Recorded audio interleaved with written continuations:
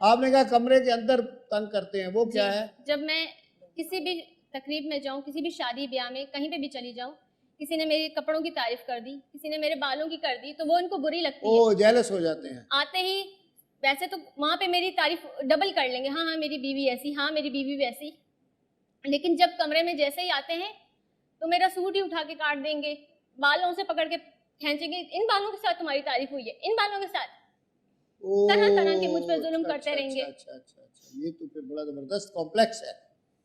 چلیں اچھا ہوا آپ نے بتایا، میں ذرا سا تھوڑا ان سے کر دوں۔ جی بھائی صاحب، کیا اس پہ گرامی بتایا آپ نے؟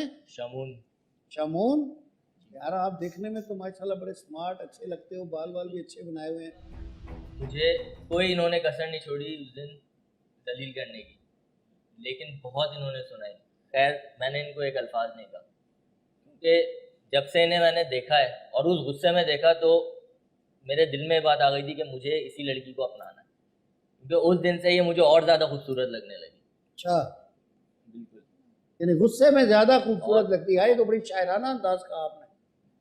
بالکل، لیکن خواجہ صاحب مجھے یہ نہیں پتا تھا کہ شادی کے بعد اس پہ کوئی شعر ویر بھی ہے، مجھے اب یاد نہیں آ رہا، کہ غصے میں جو ادا ہے وہ زیادہ بھاگ گئی۔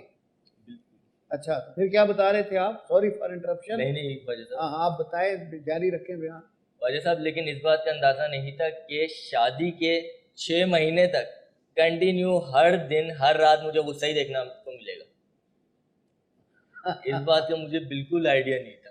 نہیں تو جو ادا آپ کو پسند آئی تو 6 مہینے تک اس میں روز آپ کو وہی ادا دکھائی، تو پھر آپ کو شکایت تو نہیں ہونی چاہیے نا؟ لیکن خواجہ صاحب اب کبھی تو بندہ اپنا موڈ اب صحیح اس کر کے قدر بھی بات نہ کر چاہو سکتا کہ دم نکل جائے،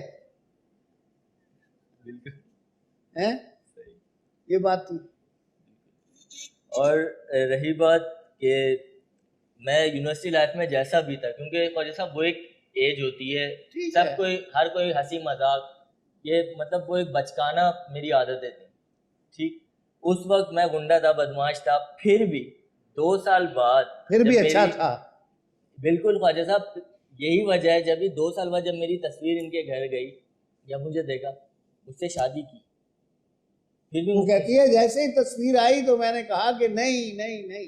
خواجہ صاحب کسی نے گن پوائنٹ پہ تو شادی نہیں کروائی تھی نا، پھر کہہ رہی امی نے کہا کہ نہیں مان جاؤ، کیونکہ ان کی ماں نے یہ دیکھا کہ اللہ کا دیا سب کچھ ہے میرے پاس، ان کی بیٹی کو ہر طرح کی خوشی دوں گا۔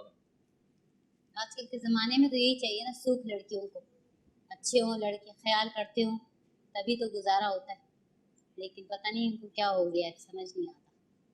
اچھا اسی طرح نا ایک لڑکی نے اپنے کلاس فیلو کو گھر پہ بلایا تو چائے وائے کے لیے، تو پھر وہ خیر آیا، دوسرے دن اس نے اس کو یونیورسٹی میں بتایا، اس نے کہا کہ تم امی کو بہت پسند آئے ہو۔